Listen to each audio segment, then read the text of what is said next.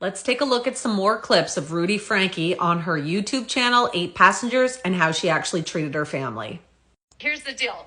Everything that comes into this house belongs to who? Yeah. Belongs to me. Everything. So you don't have a cell phone. You have access to a phone. Chad does not have a cell phone I took from him. He has access, which benefits were withdrawn. About a year ago, maybe over a year ago, all the kids lost their phone privileges. Ruby and Kevin caused a lot of controversy over how they discipline their children. Here's one example. If you cut one more thing in my house, I'm going to take the scissors, look at me, and I'm going to cut its head off. Grandma, I'm so mad. So what are you going to do? Are you going to cut everything else? No. You promise? Look at Mama.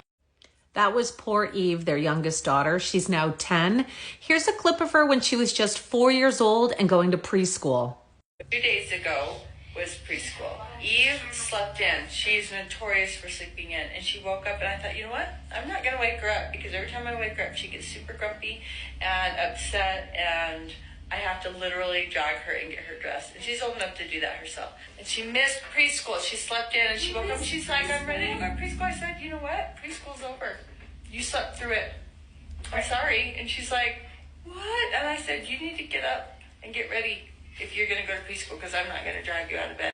Viewers went crazy after one episode Ruby Franke gets on and tells everyone that she has now taken Christmas from her 2 youngest children. So Russell and Eve would not have Santa visiting them.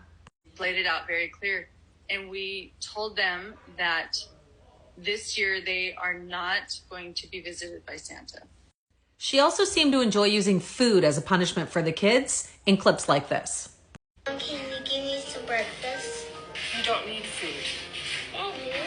Stop crying or I'm going to have you go upstairs and you won't have any breakfast. Okay. And my kids are literally starving. I hesitate to say this because it's going to sound like I'm like a mean barbarian, but I told the kids, I said, I'm not even going to let you eat breakfast until you get your chores. It also became extremely evident how scared the kids were of their mother and her reactions. Oh, did you ruin your bag? What kind of stain is it? All right, Julie. The camera's rolling, so I can't get that mad. It helps keep me under control. I do it every night. I know.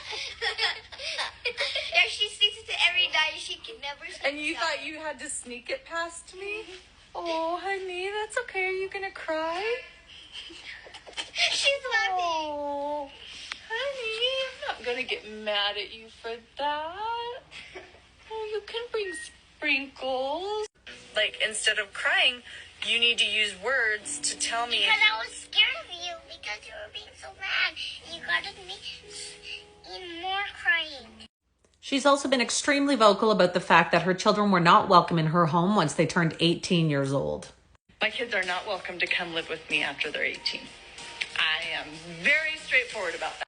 She had so many negative comments about that fact that she decided to try and defend herself. One comment once explaining how I expect our children to live out on their own outside of the house after they're 18 and after they've graduated from high school. I was accused of abuse. It's like, it's abuse to expect your children to be responsible. To grow up and be productive adults. You guys, it's crazy, ridiculous how people are so scared of responsibility. It really does freak me out just a little bit. It's where the entitlement has come in. And so many parents are scared to raise their teenage kids. So many parents are scared of their kids. Do not be scared of your kids. They apparently didn't want to deal with their second oldest child anymore, Chad, and they shipped him off to a wilderness camp. Chad today has just entered the Anasazi Foundation Wilderness Therapy Program, where he's going to spend the next 8 to 10 weeks living in the Anasazi Desert. Yeah, the desert mountains of Arizona. And he'll be with counselors and other youth that are trying to figure some things out. And it's reached a point where Chad needs to develop some very basic maturity and skills that he's going to need as an adult. And This is a chance for like a reset, like a start over, like a do-over, like a fresh beginning. yeah. So the idea is with wilderness therapy is if you can survive with these peers in the wilderness with nothing more than the clothes on your back and a couple of field supplies, then there's nothing in this world that you can't tackle. They do not sleep in tents. They sleep on the bare ground, And whatever shelter they can or make. if they can make a shelter, they can sleep in the shelter they make.